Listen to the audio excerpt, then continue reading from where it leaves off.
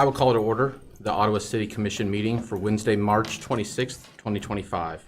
May I have the roll call, please? Mayor Allen is absent. Mayor Pro Tem Clayton. Present. Commissioner Kaler. Present. Commissioner Crowley. Present. And Commissioner Skidmore. Present. Thank you. I want to welcome everyone here in the audience and those watching online. We will do the Pledge of Allegiance followed by the invocation by Father Kenneth Clem from Sacred Heart Church. I pledge allegiance to the flag of the United States of America and to the republic for which it stands, one nation, under God, indivisible, with liberty and justice for all.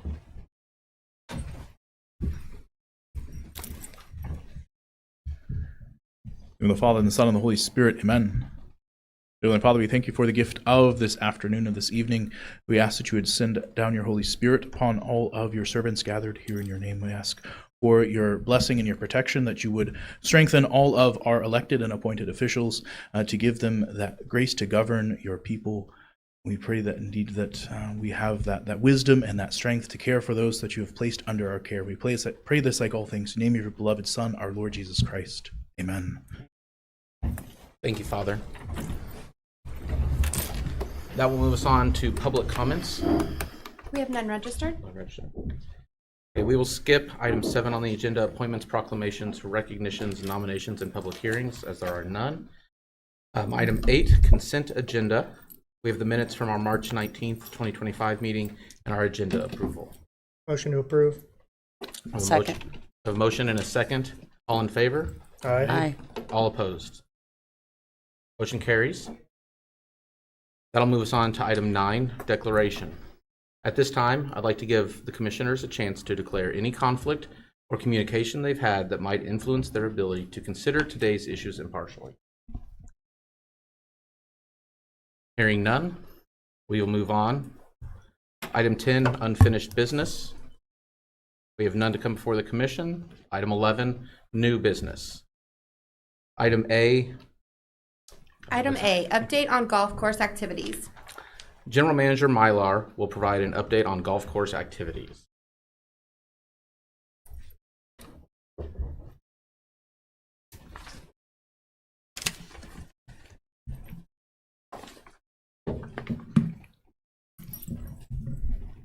Welcome, and apologies for pronouncing your name wrong. That's okay. It's fine. It's pretty often. So we've had a lot going on in the last, I'd say 2 weeks out there. Just nice weather, trying to get irrigation going, just all kinds of different things. I'm just going to kind of go over a few of the highlights, some of the accomplishments. We burned off a lot of native area and like cattails that runs all the way through the golf course with the fire department helping. We've got new flags out with sticks on the holes, and we've been mowing the greens and changing the cups often, which a lot of people are not used to. So the greens are really kind of coming around into a lot better shape. They're way, I wouldn't say they're faster yet, but they're becoming smoother every time we mow, and we can get out there and manicure them a little bit. We haven't mowed exactly as much as we wanted to just because of some irrigation challenges, which I'll get to. But mowing them down slowly, they were very, very tall. So obviously, I don't know what you know about agronomy, but you got to walk it down. If you just take it down, you'll scalp it, it'll die.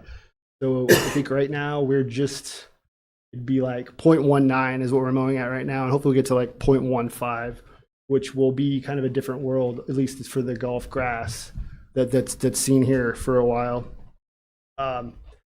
Programming, we've set up basically most all of the same programming that was going on last year. We got the high school team, the ladies league. There's a senior a group that plays on Mondays. The Optimist Club is going to be having a junior golf camp again this year. The men's league will be out here on Thursday nights again. The high school and college teams have both been practicing at our facility this year. Today was also a really big day as far as the temporary building. They finished pouring all the footings. So we're now in the curing process, and that building should be getting delivered here fairly soon, which is exciting. Equipment, we have recently received a sprayer. Yesterday, we also got our zero-turn rough mower, which is approximately 100 inches wide.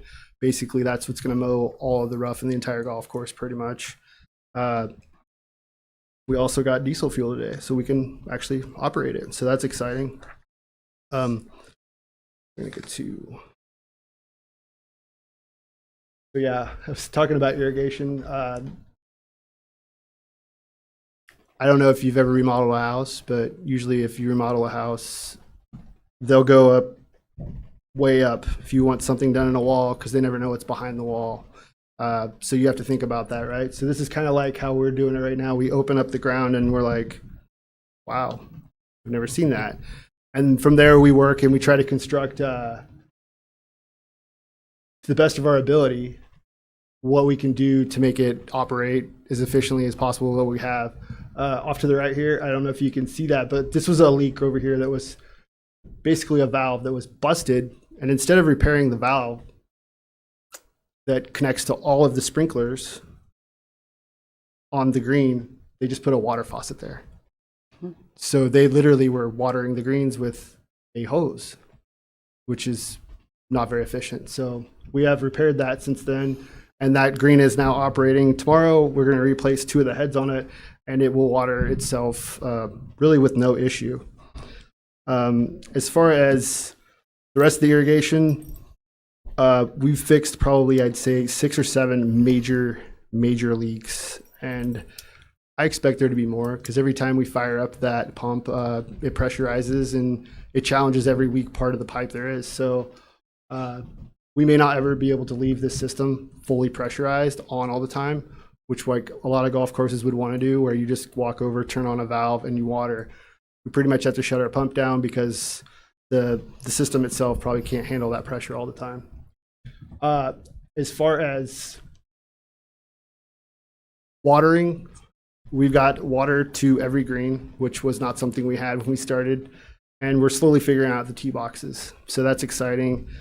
Drew was replacing heads when I left this afternoon, so it'll be interesting to see what all will be able to be watered this year. On the irrigation system, is there a conglomeration of materials being used underground? I mean, it looks to me like there's some hard PVC, which would be the white pipe, and then the blue one looks more to me like what we call PEX, or flexible plastic. Is there a multitude of those materials being used, or? There is all kinds of materials. Yeah, over by number 4, we dug up one yesterday, and it was down where the leak was actually a galvanized pipe at the very bottom. So that was a very old pipe. Right across from Miss Kaler's house, there's a ditch there. I don't even know how to explain it. There was a pipe that went across the ditch that burst, and it'd been replaced with, I don't know how to call it. It's like a hose, but it's like a plumbing hose. So there's just a lot of unique challenges with the material that was being used to run the irrigation. No. There was also another challenge, a leak that was just dumped concrete on top of. They thought that maybe would fix it, and it did not fix it. So, yeah, that was. Do you think some of the issues are caused by not properly winterizing the irrigation, or do you think it's more of a lifespan? You know, some of the materials are just out of lifespan. Like you mentioned, the galvanized. Obviously, that one's been in there for quite some time. Yeah, so I mean that's definitely kind of a lifespan thing. Mm-hmm. But like I said, when there's so many different parts that are weak, and you can't leave it pressurized, so every time you fire that pump up, it gets hit with a lot of water. And not only you just challenge every different tee and every different part that's already weak. So in a perfect world, we leave it pressurized and it's there, but I don't think that with the amount of leaks that we have at this point, that's an option. We'd just be hemorrhaging water everywhere, and maybe flood somebody's house. So we'll get there. I think that it looks a lot better than it did a week ago. So I like where we're going. As far as repairs, they've been nonstop on that. Cart availability, I've been working to get a few more golf carts just so that I can build our tee time increments a little smaller, get more players on the golf course, be able to host tournaments with no issue and not renting golf carts. Hey, Rob, on those repairs, just one more question on that. Are we able to do those ourselves, or do we have to hire that out? We are really fortunate that Drew is very knowledgeable in this area, and his assistant, Jason, that we hired is way knowledgeable in irrigation. He's been doing irrigation, commercial, residential, you name it, for years. So I've learned a lot in the last few weeks from both of them, and I know Jason's even taught Drew some things, which is really cool. Good. So we're pretty fortunate in that area. Great, good, thanks. Okay, so this is kind of my stats on what we've seen so far since we've been at the golf course. We've had roughly 800 rounds done. 500 of those basically are Great Life members right now still, so we didn't get any revenue from that. The other 300, we've actually taken payment of daily fee revenue. So we've had 420 cart rentals. 88 of those were 18 holes. 332 are 9 holes. I know that looks skewed, and everyone's going to say, so is everyone just play 9 holes here? Daylight savings, I feel like, is a huge factor in that. So I'd rather see a few more months before we all think, oh, everyone just plays 9 holes. Just so something you can think about there. I've got merchandise in the golf shop now. Got some shirts, some hats, some golf tees, golf balls, kind of the necessities. It's been pretty interesting. People are like, oh, you got balls. I'm like, yeah, what kind do you need? And then I'd help them into whatever they need or what would suit them best, and we go from there. I didn't know at first if we would really sell a lot of things, so I don't have a ton of things in there. And I think as I understand more what everyone's looking to buy, I can gradually bring things in. So sold a lot of golf gloves. I mean, I don't know where else in town you would buy them, but I know I'm just as competitive anywhere else around. So it's not like, oh, it's so expensive I can't buy it there.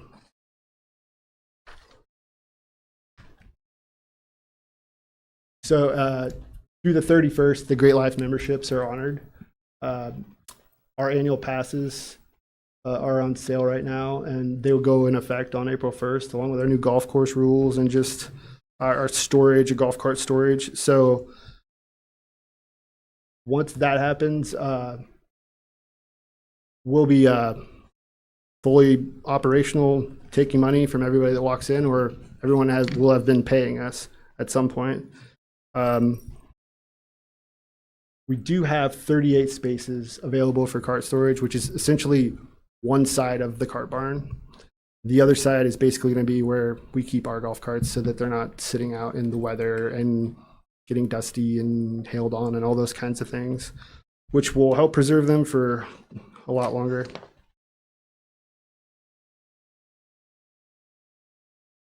Oh, the survey. So some of the things that were touched on in the survey, a lot of responses really quick. Golf course condition, cart paths, clubhouse renovation, pool renovation or removal, addition of driving range, improved tee boxes, mowing, pond depth, pace of play, tree maintenance. Tree maintenance is going to be an ongoing thing for years out there, which probably at some point, I mean, we can do it within house, but it's going to take a while for tree maintenance. One thing I do want to talk about, is the irrigation and the cart paths. I think those are things that they have to be the next thought process, because the irrigation is the core of the golf course, and that's what keeps it alive. Each one of those greens is pretty valuable, a dollar amount, and I know Drew was sweating it a little bit the last few weeks with 60-mile-an-hour winds, not knowing if he could put water on the greens, and I could see it in his face, and I was just like, "We'll be okay," and he's adapted well to that with mowing, maybe not as frequent just because Well, we know we can't really put water out there all the time. The cart paths, that's something we're definitely going to have to discuss future-wise. Right now, the problem with the cart paths is that if it rains, they're the worst part on the golf course. So it's not like you can say, okay, everyone stay on the cart path. It's just we don't sell golf carts today. So it's kind of a dip in revenue and definitely a dip in play for people that just won't play without riding. We do have, like I said, a new mower this Sunday. We have a vendor coming in who's going to install our antenna. We should have our autonomous mowers set up on Monday, I think. So you might start seeing those moving around fairly soon. I know we got to go out and map some things first. The greens, like I said, they're really coming around. But yeah, that's kind of the survey in a nutshell as far as from my perspective. I've heard a lot of different things just from the people that are out there playing right now, and most everything's been a really good comment. I know I might not be the most popular person out there right now just because I've roped areas off and I've installed some rules and things like that, but once I sit down and explain to them why they're there, usually they come back around and they can understand, oh, well, it's going to be nicer, or that's better for the grass. Oh, I never thought of that. So it's just kind of a constant education. So yeah, so everyone throughout the city has been so amazing helping us. Utilities and public works, building maintenance staff, IT, void builders for donating the general contractor time for the small building, Bartlett and West, and just patrons throughout the golf course that could tell me things. Oh, well, hey, there is a sprinkler over there. It might be under grass, but I'm like, we find it, we dig it up, and now we have a sprinkler again. So it's things like that. Everyone's been super helpful. I really, really want to talk about Melanie and how big of a help she's been to me. So she's outstanding. And her, along with Justin Carey has been just top notch through this entire process. And even today, he went to the power plant and got diesel for us, just things that he wouldn't have to do, but he just went above and beyond. So I'd really like to recognize him. But with all that, I'll take any questions you have. Thank you. Oh, Rob, I did have some people ask about a monthly payment plan, and I guess if they don't want to do that, they can still pay daily if they want to. Yeah, exactly. So we don't have a monthly plan. Our point of sale really isn't set up for that, and it also gets into a point of collecting and keeping credit cards, and it gets into a lot of different capes that can be pretty crazy. So if you don't want to do the annual pass, the annual pass is essentially you just pay for your golf up front for the year, and it's a discount. But if not, you would just simply pay as you go. And I feel like that might be the best option for a lot of people. If you play once a week or once a month, the pass is probably not the best option for you. If you want to only pay $15 every time you play, well, let me know. I'll find the time where does that coincide with our rates, where I can get you out there for the rate you're looking for. Yeah, I think I had a couple of mention that, and they were used to paying monthly through Great Life. I didn't know on your comments people made, were other people wanting monthly, or I didn't see it on the list here per se. That I've had a few ask me about it, but not a ton. Okay, all right. Well, and I had a couple conversations with individuals that golf other places, and quite frankly, they say that at the other places it's a one time a year payment, because that was one of the questions I asked is, do you normally pay monthly? And they're like, no, it's a one lump sum payment that we make for the year for that course. So the last golf course I was at, they did allow them to make 2 monthly payments, but it was a pretty large amount of money. So we're talking triple what our one pass would be. So and even then sometimes that was difficult to collect the second end of that, and you would have to get with a patron and say, hey, well, we didn't get this, so just know you had half a year. So and I can understand the need for the monthly thing, but I can only imagine how burdensome that would be You already have enough on your plate, as you just went through those slides, of what you need to do in order to get the golf course to where we want it to eventually be. And that'll take a couple years, but still, but to add point of sales where you've got to check everybody in, make sure they've paid, and if not, take payment and so on and so forth daily. Yeah. I mean, that's a lot of work for you to do on top of what you're already tasked to do. Yeah, and the point of sale that we're using is very user friendly, and me and Trey have become very, very good at it, and we're training our staff, and I'm really pleased with the statistics that we're getting out of it. So it's been pretty cool. Yeah, we'll just follow and say I've had a few folks kind of ask that same question, and since Great Life was right before, they're not your typical golf model. Yeah, they kind of have their own model, which really works for them really well. But I think hopefully next year folks are able to kind of maybe plan this year for a lump sum in January or early spring if they're looking for that. You had mentioned on some of the challenges I saw with the pond drainage and kind of working on increasing the water storage for that. Could you touch on that a little?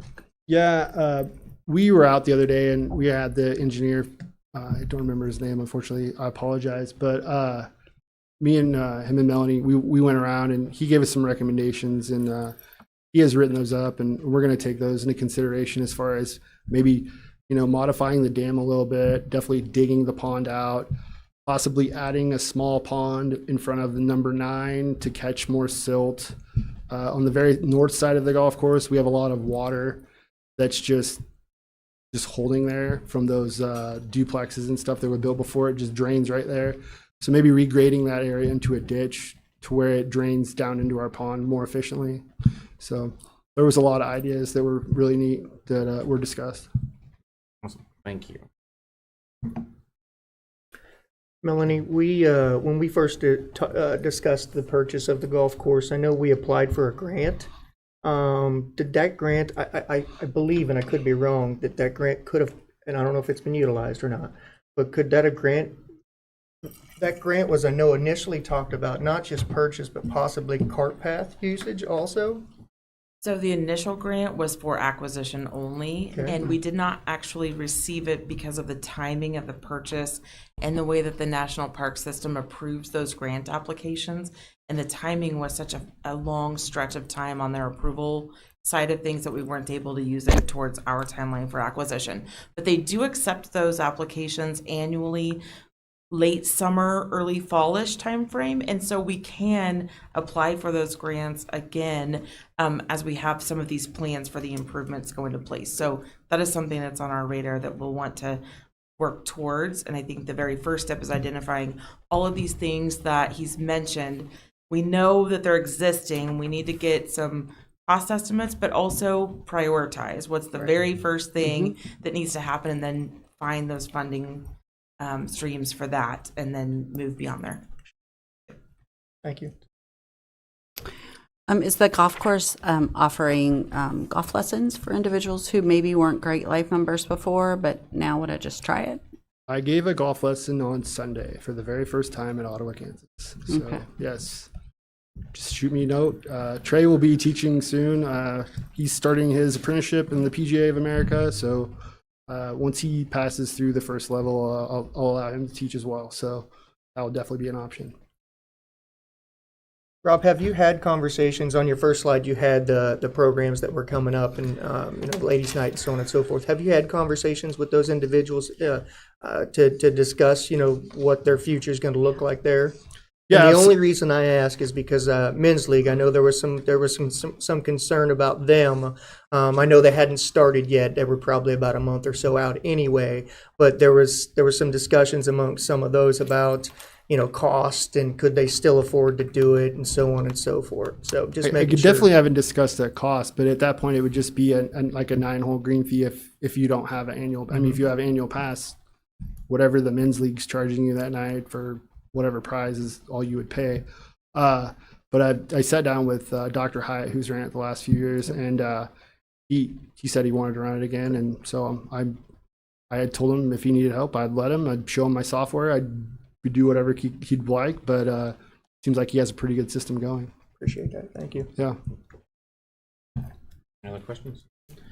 Well, thank you. I'm sure you're excited about this weather as well. Did you have a question? I was just going to say that it's been very nice seeing the students out there playing. And do you happen to know, is Ottawa High School hosting? Oh yeah, we're gonna have 2 different high school tournaments. Yeah, there's a JV and a varsity tournament. They'll be coming up in May. I don't remember the exact dates, but I have it on my calendar. But it may be a good time for commissioners to go out and not only support our students and our young Ottawans, but to see how the course is coming along. Yeah, and we've had the college out a lot more as well, Yeah. so it's been exciting. Will they be hosting a tournament? I don't believe so. It's Yeah, not I quite that golf Yeah. course they're probably looking for that. Well, thank you, Rob, for all Absolutely. the information. And Thank you. for all your work on it as well. Yeah, I appreciate it. That'll move us on to item 11B. Consideration of consent to sublease agreement between Dodson International Parts, Inc., DIPI, and Dodson Investment, Inc., DII, for hangar facilities at Ottawa Municipal Airport.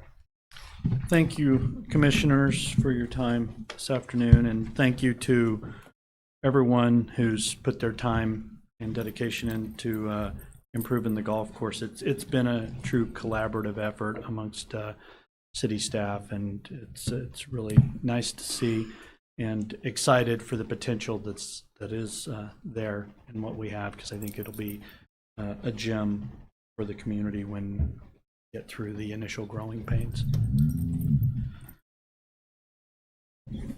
This is a sublease. It is something that's been required by the lender, so staff is recommending that you consent to it and authorize the city attorney and manager to provide documentation to the lender accordingly for the sublease between Dodson International Parts and Dodson Investment, Inc. We have had this partnership with Dodson at the airport for some time with the international parts component. And in October of last year, we approved a long-term lease with Dodson International Parts to build a 3rd hangar at that facility. And as so, that lease was structured in anticipation that something like this might occur. And so with that, our city attorneys conducted due diligence. The sublease is requesting that the wholly owned subsidiary of DIPI, which is the international parts component, which is owned by Dodson Investments, or DII. So it's all in-house. It's merely a paper construct as to the corporate structure is essentially the difference. And as part of the construction financing for hangar number 3, the lender has requires a formal sublease for the subordination structure of the debt that they're issuing on their side. And this is a standard and common financing practice for these types of improvements. And the agreement and the conformity with the master lease, it does conform with Article 19, which required review and consent for the lease that was approved in October. There are no deviations or material deviations from this lease or our existing airport or FAA policies. It is subordinate to the primary lease, so we don't have to worry about us or the city with the approval of this sublease somehow getting or complicating the agreement that we have, or giving that precedent over our rights as the underlying property owners.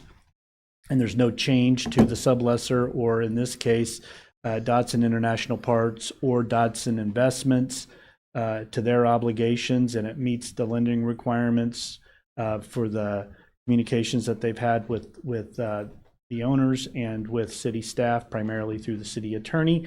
And as such, we have thoroughly reviewed all aspects of that and overlaid it with our airport plan and our strategy for economic growth, and therefore we recommend approval. The project itself supports our goal of a thriving economic development atmosphere, and it expands our property tax base. It generates local construction jobs.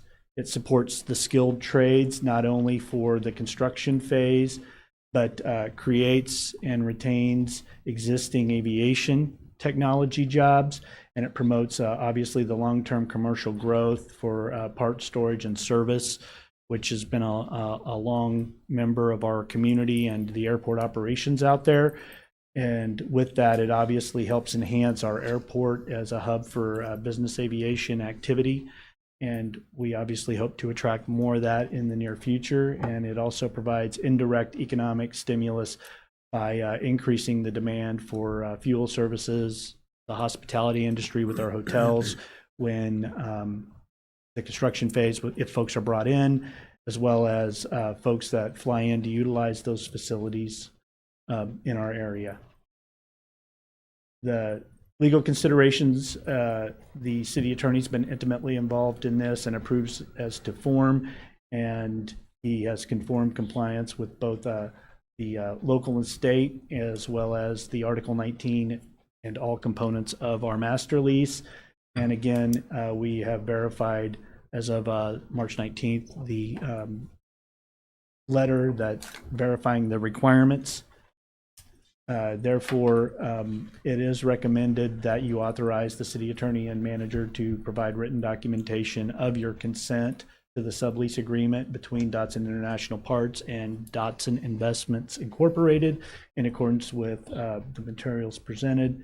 And if you desire to take final action at today's meeting, we've provided a recommended motion for that, or you can defer this item until our April 2nd meeting for continued deliberation and consideration. Brian, I guess with the Dodson, I mean, it's the same people, basically just a different named entity involved in this, correct? And it's because they are the parent, so as that capital stack goes with the bank, they want to make sure that their subordination, that they've covered all of their bases. And so that's why they're requesting this. Yeah. Well, those lenders, right? Any other questions? How would you like to proceed? Well, I think I appreciate the city manager spelled out a lot of different factors I hadn't thought of before I came in here today with regard to the enhancement of our city, our airport, and everything mentioned there. So I would make a recommendation or the motion that we approve item 11B on our agenda. I'll second. We have a motion and a second. May I get a roll call vote? How do you vote, Commissioner Skidmore? Yes.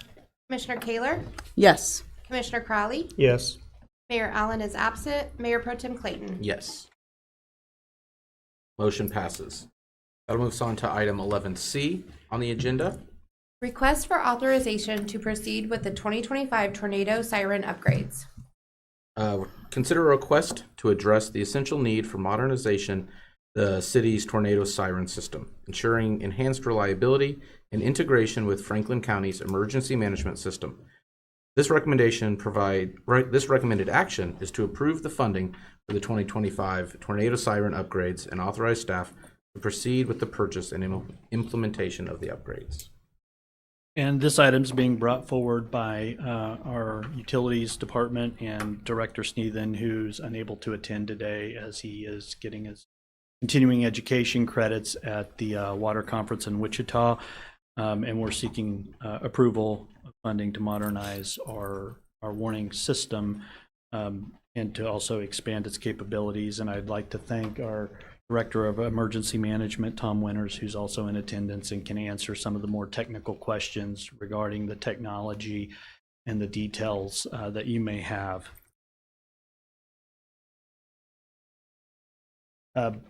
The city, we originally budgeted $80,000 in 2024 and 2025, and we did not undertake this initiative in 2024 as we were coordinating and ensuring with the county that things were in alignment and that we understood exactly how we were to proceed, and also to give them the opportunity to seek additional funding for some of the outlying communities who may qualify for potential grant opportunities. And so that's the primary reason why we didn't pursue this. So in total for the project, we're looking at 160,000 as our original anticipated budget. However, we have 10 sirens, 5 are scheduled for full upgrades and 3 for partial upgrades.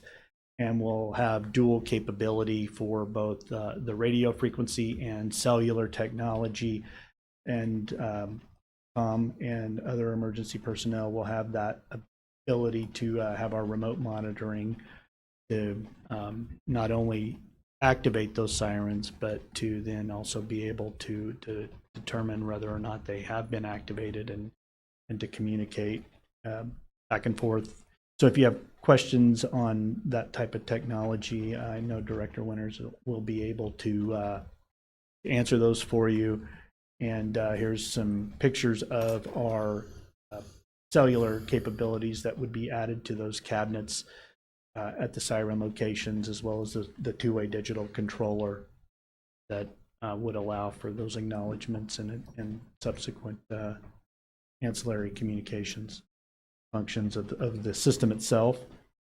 And it also allows, as it says here, for the web-enabled operations and how that would flow through the network. And this is an image of the location of our units, and then the coverage flown, the radius for what they're actually covering.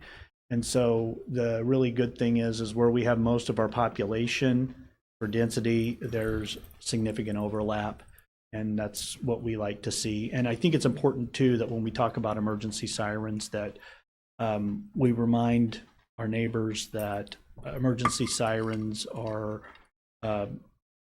although very useful to be heard on the inside, they're not designed to be heard in the home. They're for notification when you're outside the home.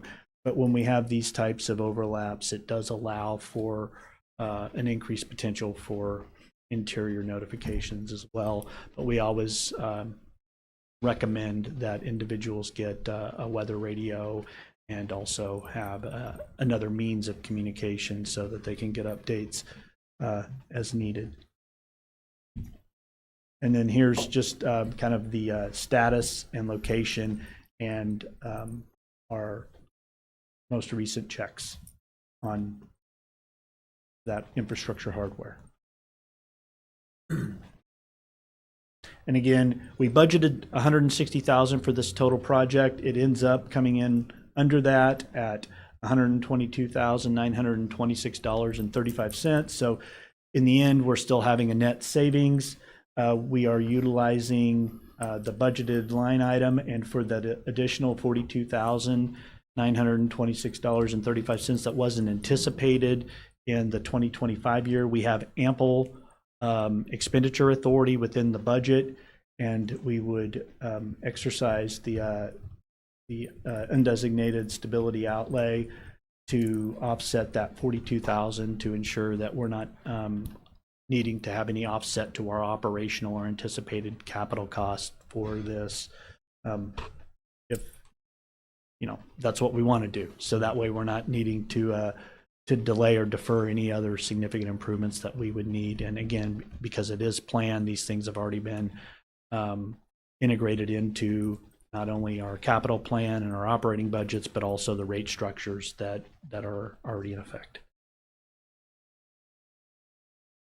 And so if you have any questions for city staff or for Director Winters, we would stand for those at this time. Otherwise, we request that you approve the funding and authorize us to proceed with the purchase and implementation upgrades of city staff.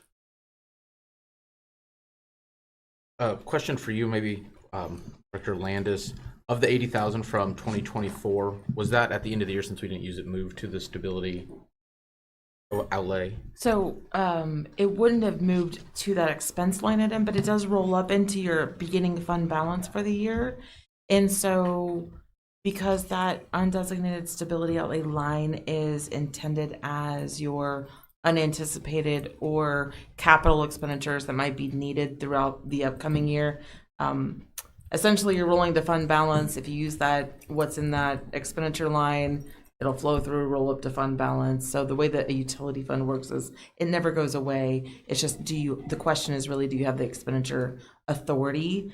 And we do, because of that stability outlay line item. Thank you.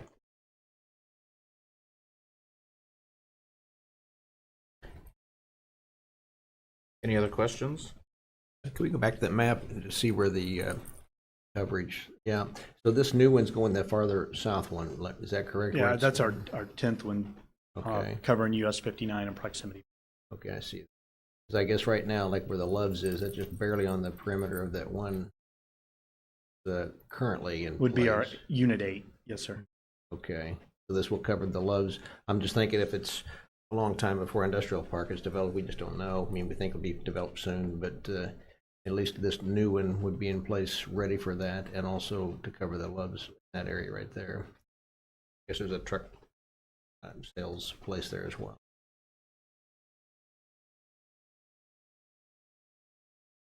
And do you know of the 10 which, because I saw that 5 are being fully modernized and 3 are getting partial upgrades? I'd have to defer to Director Winters on that. Where?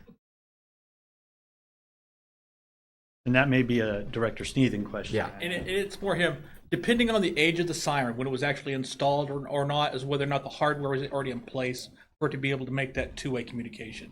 So as you guys added sirens and put more sirens on, some of those were already in place, being able to just be able to make the jump much more easier than the other ones. Okay.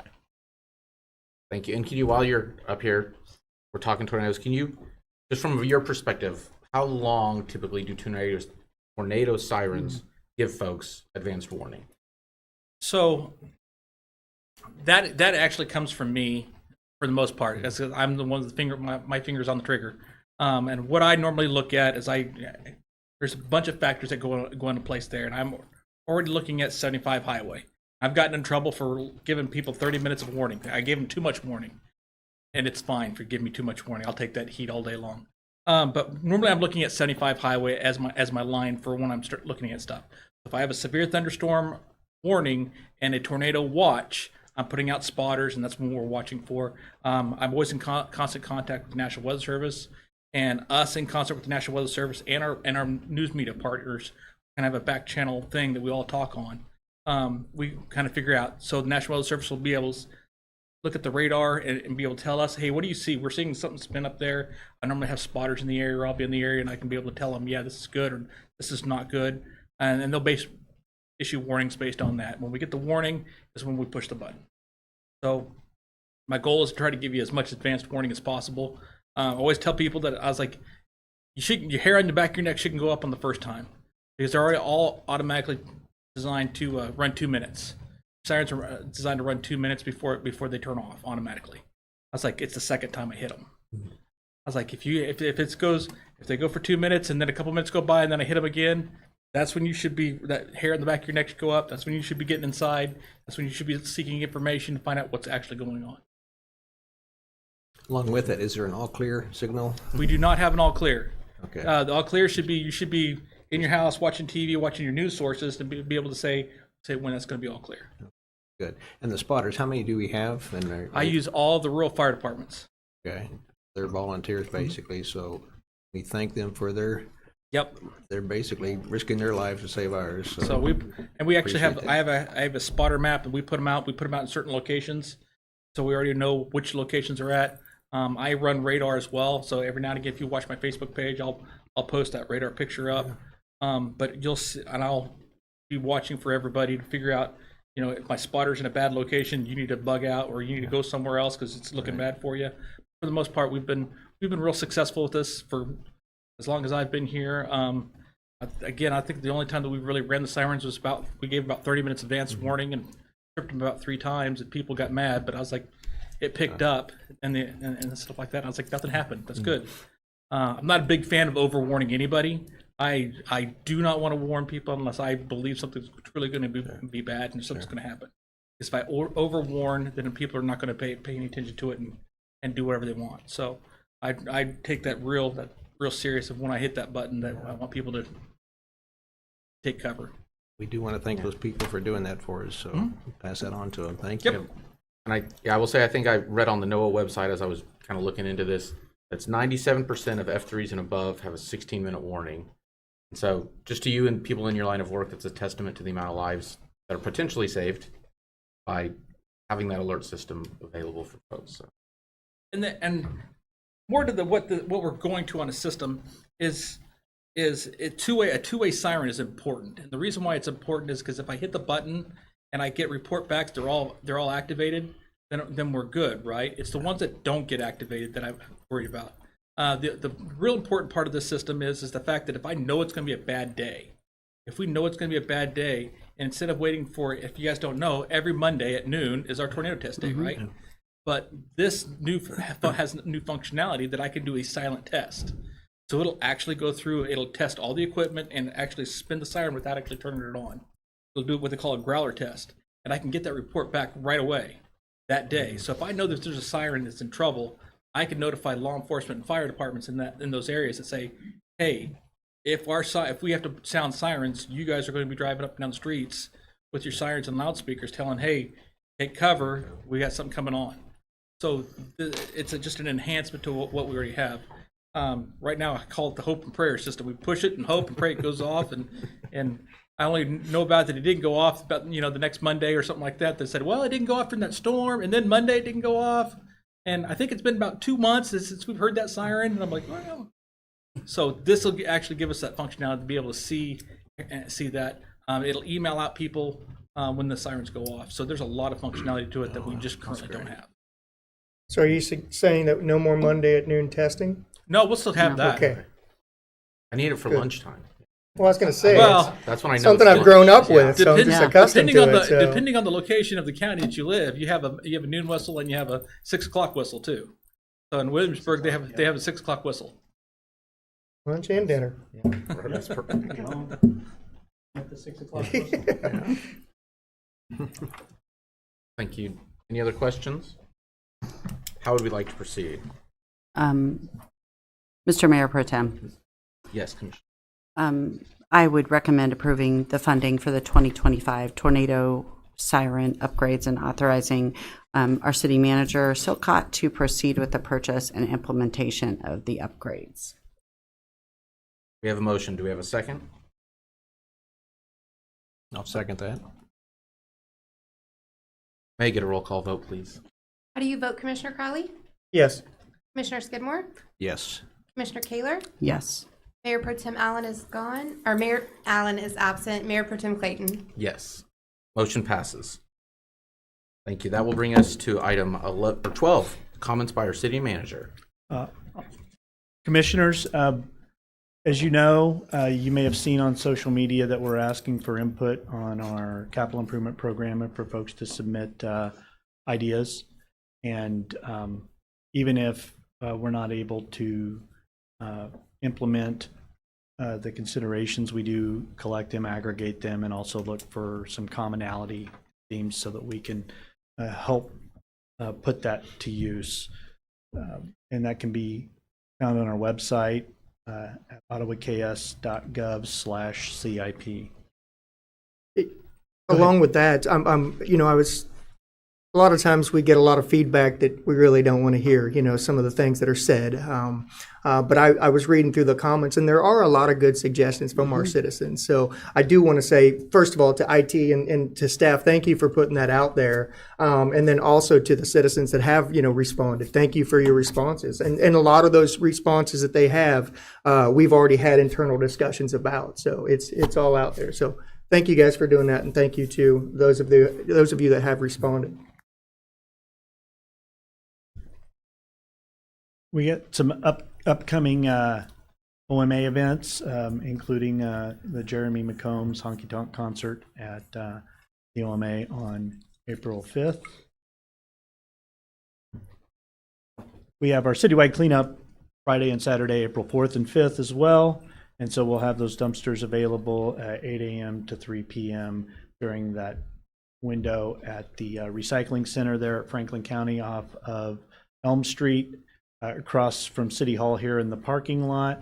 and then up north in the 1300 block of North Cherry on the east side of the road there, where we have the whole paving area. And also we're still looking for the volunteers. The golf course, especially if you have irrigation skills, be appreciative. Some operational highlights. We continue with work on our streets. The primary focus is Cedar and will continue into the future, but we've accomplished and completed our stormwater. We don't often think of driveway and culverts as being anything per se, but they are our stormwater system as well. And so it's good to see our public works crews out maintaining those and improving where we can. They've patched 680 potholes, as well as continued trimming trees, blading of alleyways, and just generally the maintenance activities that go on in the day-to-day to maintain systems. And then also, as you can see here, the Haley Park event set up. So thank you to DJ and his crews for that assistance. And then also we've been busy on the utility side, including replacement of poles, as you can see throughout. And I apologize for the duplication of messages there. I missed that. But you can tell that there's a lot that goes into it, and with over 6,500 poles around town, this is a systematic process that Ed and his crews do regularly, and ideally before storm events, and that's why we're pleased to see them out there working on this. And then we'll have a couple of items, but the main item for next week will be a review with the engineers here to go over the treatment facility assessment and plan, the strategic approach. We'll have that presented as our highlight for next commission meeting. Are there any questions for city staff at this time? City Manager Silcott, I saw quickly kind of before I came in today, post on Facebook kind of addressing folks who had called in, asking about limb pickup and that kind of stuff. Could you kind of hit on that for folks who don't potentially see that Facebook message, who may be listening to this, or do you, or I'll defer to Director Welsh on that, because this is his specialty. Thank you. Yes, thank you for the question. There's been a lot of response on Facebook that we've noticed, and we've had a few people reach out to us. For the past few years, we've kind of made rounds on a pretty regular basis, and we've kind of slimmed that down a little bit based on a lot of the other things that we've got to do. So our task list is endless, right? So the primary focus right now is trying to keep up with the potholes that are tearing our roads up, and obviously the entire crew is focused on Cedar Street at this point. So stopping them to go around and pick up limbs, from the windstorm here a week or two ago is going to delay, at least 1 week, if not two, depending on, how large the pile is. So at this point, there is no plan moving forward to go around and pick up limbs from the community. We do offer the 2nd Street Dam location, or near 2nd Street Dam, for folks to bring and dispose of their limbs. So, it's a free site.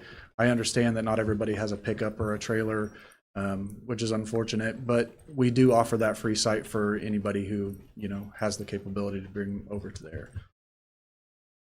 Thank you. And 2nd Street is just for limbs and brush, not trash. Not trash. Please do not take your trash out there. Yes. So, thank you. You're welcome. Any other questions? I do have a comment, Director Neese. So every day after I drop my daughter from school, at school, I come down Ash. 740 South Ash is a pretty blighted property, and it's been in that condition for quite some time now. a few years back, we used to, discuss those properties, whether they were to be condemned or not. I know that was taken away from us, so I think your department does that now. Is that on your radar? Not only because of the blight, I mean, it's got openings for people to come and go, and then also there is a camper in the back, as if somebody either it could just be parked or somebody could be living there too. So I just didn't know if that property was on your radar for condemnation or where we're at on that one. Okay, I appreciate the question and you bringing that to my attention, Commissioner. It is not at top of mind for me. 740 South Ash. It may be something that the property improvement partner is aware of. I would assume so, but For condemnation? They have open Do you permits, have that so they list haven't up? done anything. Okay. so we will I'll work with Colson Sure. this week yet. Yeah, I appreciate that. I didn't know if it was on your radar or not, and if not, I just wanted to get it on the radar. Yep. It's been in the same condition for quite some time. I know at one point there was a permit on it, like somebody was going to do some work on it, but it just didn't seem like it moved forward. So I didn't know if there was an update or if not, if we were moving it to that condemnation state, and if so, great. So Okay, thank appreciate you, it. Thank Commissioner. you. And Director needs to stay here Yes, just sir. for a second. I just want to publicly comment too. Mayor Allen and myself went to the groundbreaking ceremony out at Fairway Vista with Mike Burns and Bert Peterson. Is that correct? And they were highly complimentary of your department. I just want to publicly announce this to you and to the city as a whole. They're very complimentary of your work with them and getting the permit process going for those duplexes. There'll be 7 new ones coming in, and so we're glad to see they're putting some duplexes in our town. And I know they got some great tax benefits from the state and city both, but they were highly complimentary of your department. I just want to give you that compliment here publicly. Thank you, Commissioner. Any other questions? That'll move us on to item 13, comments by governing body. We'll start with Commissioner Skidmore. Well, this morning I had a nice breakfast, Serbian food. Maybe it was kind of a mixed, not our normal American buffet, I guess, a little bit different, but nonetheless, it was a nice crowd there. I just want to appreciate Tiffany and Donald Anderson both working with the city and the auditorium to put this on. Had a very interesting conversation, and the gentleman from Serbia spoke, and I did ask him a question of what surprised him coming to Ottawa, and he said the friendliness of the town and the family atmosphere. And so it's a real compliment to our community to embrace our foreign students, and I'm glad he had the chance to speak, and it was a great success. So thank you for all who put all that together. Thank you. Commissioner Crowley. I have no comments. Commissioner Kaler. I'm going to go along with kind of what Commissioner Skidmore was talking about. I made an appearance at the Elton Dan concert, just to help out just a little bit, and a fun little event. And I keep on thinking about, reminiscing about how far our auditorium has come. Because we wouldn't have had stuff like that, and it's nice to have a place to have kind of a fun little event on a Saturday, and you're home in 3 minutes. So bravo to Tiffany and really to everybody who volunteered, because we couldn't do it without the volunteers. And so fun event on Saturday. Thank you. Mayor Allen is absent. I just want to say thank you to the school district for being back in session. After spring break, it was great to drop the kids back off, have them there.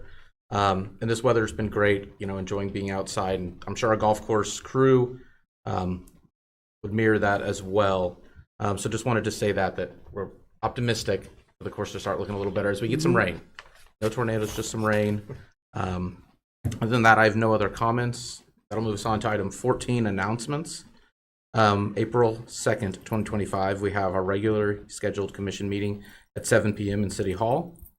April 9th, 2025, we have a 4 p.m. meeting in City Hall. April 16th, 2025, we have a commission meeting at 10 a.m. in City Hall. April 23rd, 2025, we have a commission meeting at 4 p.m. in City Hall. And April 30th, we have a commission meeting at 4 p.m. in City Hall. There's nothing else to come before the commission.